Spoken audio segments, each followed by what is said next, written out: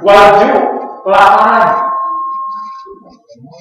Ya, mungkin saya sendiri belum pernah merasakan ujian dalam bentuk kelaparan seperti yang dialami oleh orang tua kita terdahulu zaman-zaman penjajah. Orang tua kita cerita kalau ayat itu suka cerita itu kalau mati sambil minum teh di masa-masa yang lalu itu sampai kalau saya dulu orang makan bulu. Kalau orang tua tahu bulgur itu makanan kuda bagi para penjajah orang Belanda, dimakan oleh penduduk saking susahnya. Makanya di orang kukusan itu dulu yang namanya segala gadung itu dimakan. Ya, gadung itu kalau nggak bisa ngolahnya mati bener. Ya, getahnya itu beracunnya luar biasa. Tapi memang karena saking sulitnya bisa diolah sedemikian rupa itu bisa dimakan. Ya, kalau orang kukusan kenal yang namanya suwok. Suwok itu kalau sekarang itu bunga bangkai itu pohon suwok, ya, pohon suwok kalau kukusan. Bunga bangkai itu yang kalau tiba-tiba muncul besar bau itu dari pohon suwok. Pohon suwok itu udah bertahun-tahun, tapi masih ada umbinya. Lama-lama dia muncul tiba-tiba langsung keluar kembang. Nah itulah yang namanya kembang. Itu dimakan. Ya, saking sulitnya. Ya, makanan-makanan itu saking sulitnya. Dan itu bisa saja terjadi suatu saat. Ya, seperti banyak di berbagai daerah, di berbagai negara belahan dunia, orang-orang yang kelaparan akhirnya yang kelihatan apa? Perutnya besar, buncit, kepalanya besar, ya, tapi dagingnya tinggal tulang, ya, yang menempel di badan. Apa namanya? Kalau sebenarnya busuk.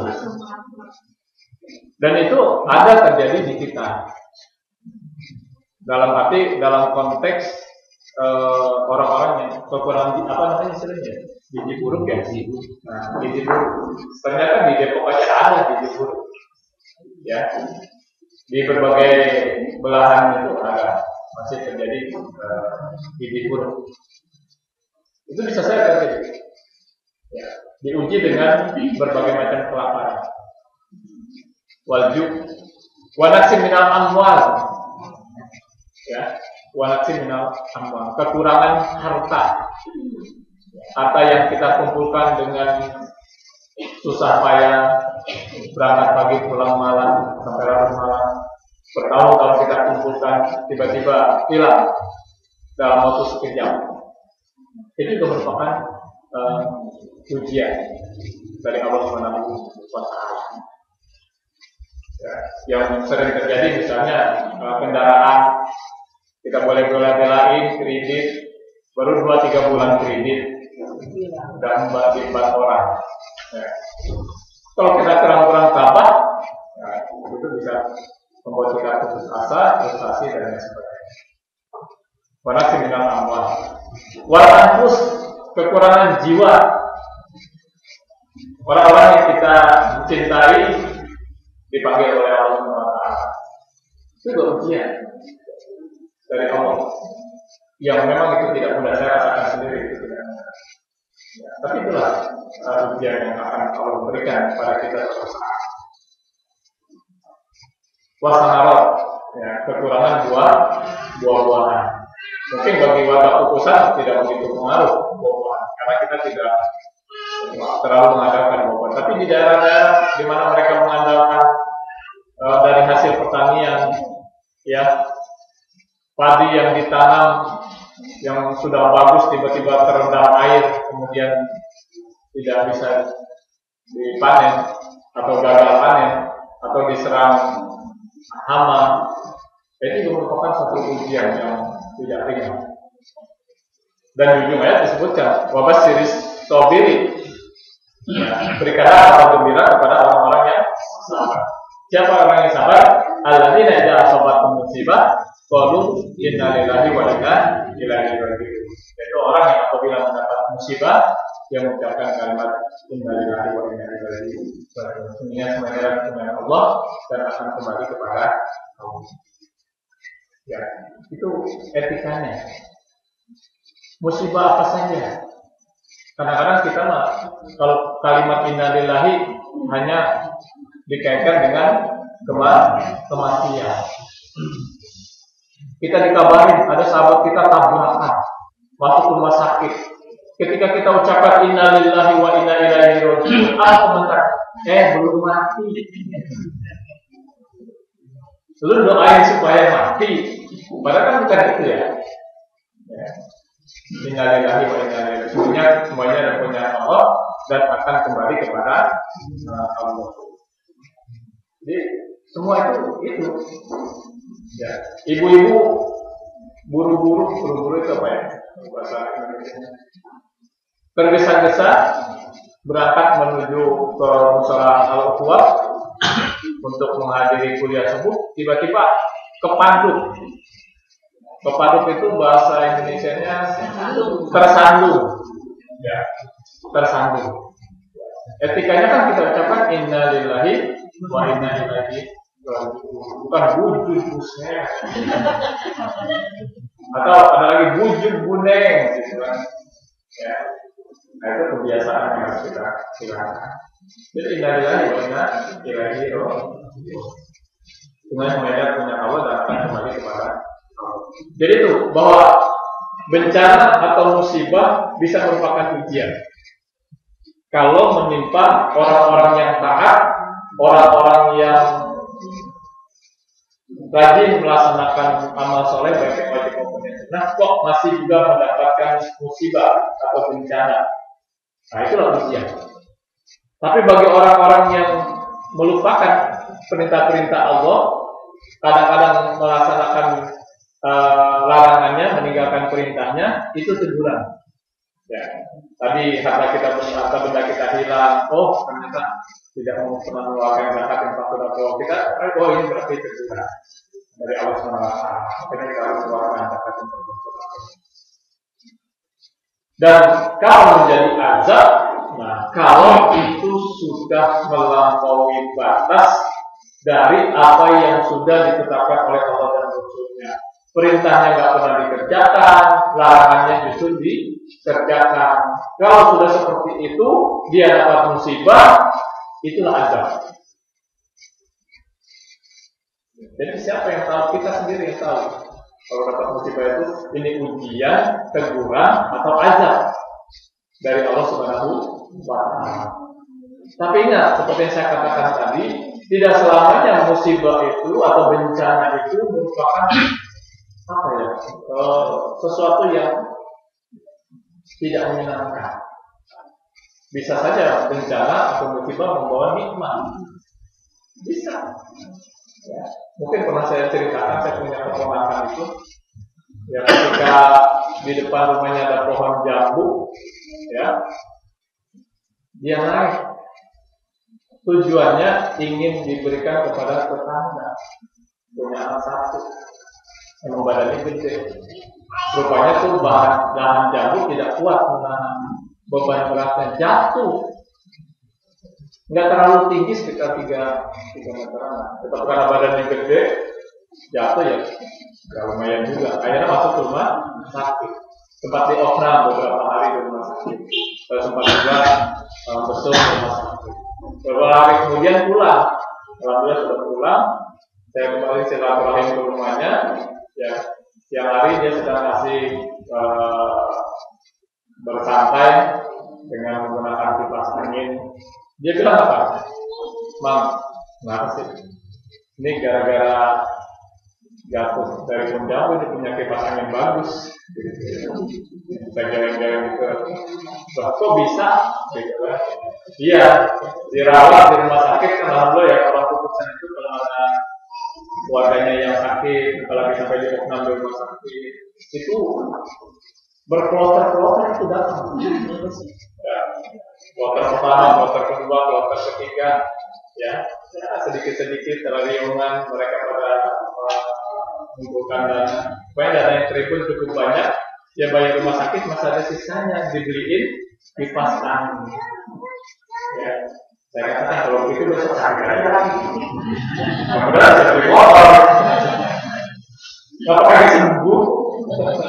Itu satu gambaran bahwa tidak selamanya musibah itu merupakan satu hal yang penderitaan. Ya, bisa juga membawa berkah. Ya. Saya punya warga itu jadi pelajaran juga. Tadinya sudah lama dia tinggal di pusat, tapi nggak pernah nyampur sama masyarakat. Jangan sama masyarakat, sama tetangganya nggak pernah nyampur. Suatu hari ibunya itu tinggal di rumahnya, sakit sebulan, kemudian meninggal dunia. Ya Allah, warga Kukusan itu nggak dendaman. Ya, walaupun kan sifat umum kita, kebanyakan manusia kan begitu.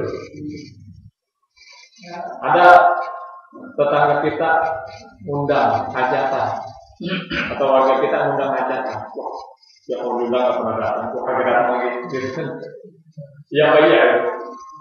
Kalau ada warganya sakit, diajak besuk, kagak pernah mau. Jangan dia sakit, kalau sadar kan, kalau dia besuk nggak pernah mau. Alhamdulillah nggak ada seperti itu.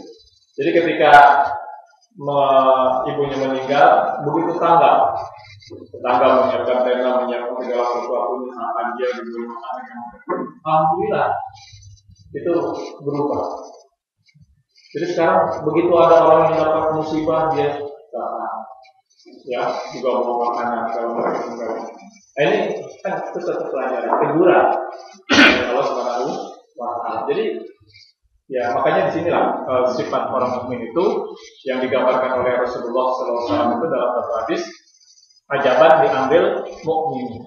Amat menakjubkan orang-orang mukmin.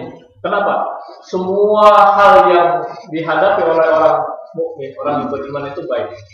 In asobatu saro asakaro pakana saranlahu, wa in asobatu doro asobaro pakana saranlahu.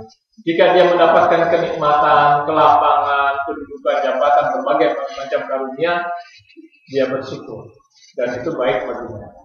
Karena dia memahami hakikatnya itu adalah nikmat dan karunia dari Allah. Jika dia mendapatkan kesempitan, berbagai macam bencana, kesulitan, penderitaan, juga dia bersabar. Ya, sambil mengucapkan kalimat istirja inna lillahi wa inna ilaihi raji'un. Jadi sikap orang mukmin itu begitu. Tidak ada yang tidak baik. Ya, semuanya baik. Saya yakin dan percaya di balik itu semua pasti ada hikmah.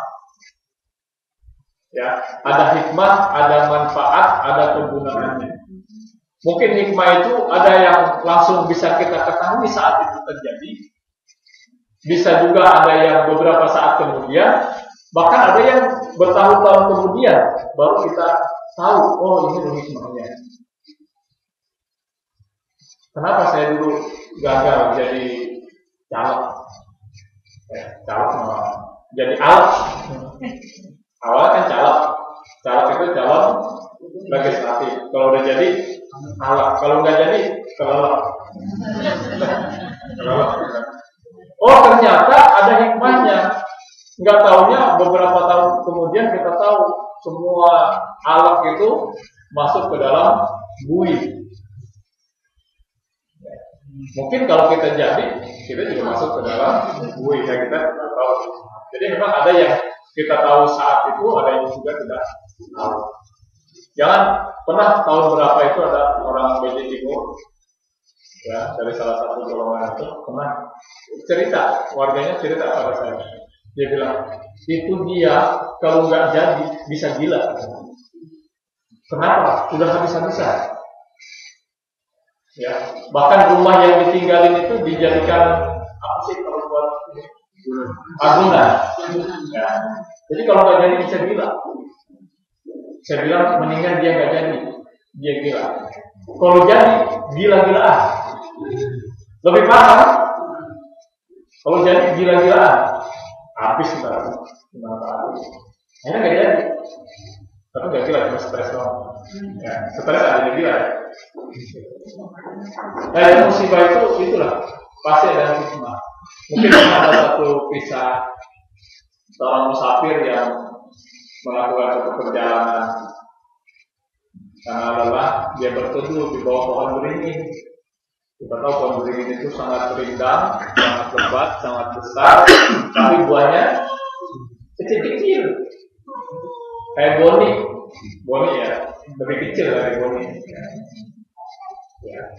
Sambil bersandar, sambil berteduh, tiba-tiba ketiban buah beringin. Dia berpikir, kenapa sih pohon beringin yang begitu besar, buahnya kecil? Di hadapan dia ada ladang pertanian, menanam pohon semangka. Pohon semangka yang begitu letoy ya, dia kalau nggak dikasih ini nggak bisa berdiri kan, tapi buahnya besar-besar. Baru dia ngomong begitu, tiba-tiba buah beringin jatuh, nyebarin kepalanya. Langsung dia bersyukur, alhamdulillah buah beringin kecil. Coba kalau buah beringin sebesar buah semangka, apa yang terjadi pada diriku? Nah itu dia langsung bisa memahami hikmah di balik itu. Jadi sekali lagi bahwa yakin dan percaya di setiap peristiwa yang terjadi pada diri kita, baik yang baik maupun yang jelek, masih ada hikmah di balik itu semua. Ada yang langsung kita ketahui, ada yang beberapa saat kemudian, bahkan ada yang bertahun-tahun kemudian baru kita tahu hikmah di balik peristiwa yang terjadi yang hikmah. Nah, Bapak dan Ibu sekalian, mungkin ya ini saja sekedar gambaran yang saat ini banyak menimpa saudara-saudara kita. Secara umum, musibah banjir, tanah longsor dan lain sebagainya. Dan bisa saja musibah itu terjadi pada diri kita secara perorangan, bisa juga secara keluarga, secara masyarakat. Dan kalau itu yang terjadi, ya tinggal tanya pada diri kita. Ini pelajaran, apa ujian atau ajar dari Allah. Ya. Kalau kita suka melalaikan perintah Allah, berarti ini teguran. Kalau kita rajin dan tekun melaksanakan perintah Allah, berarti ini ujian. Tapi kalau kita justru banyak melanggar perintah-perintah Allah, ya perintahnya ditinggalkan, larangannya dikerjakan, ini jelas adalah azab dari Allah Subhanahu wa Ta'ala. Mungkin itu saja yang saya sampaikan pada kesempatan kali ini. Mudah-mudahan saya kembalikan kepada silakan untuk menjawab kita sebelumnya jika ada yang bertanya.